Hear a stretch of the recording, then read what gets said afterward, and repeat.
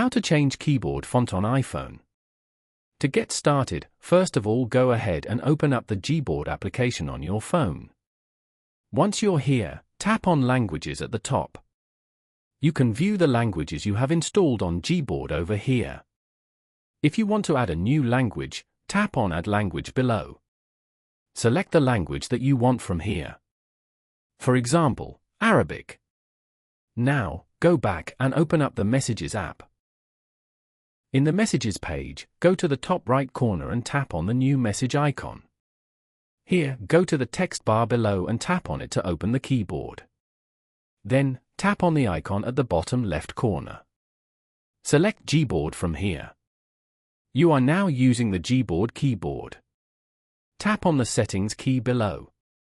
Select the language you just added. As you can see, you are now using the Arabic keyboard.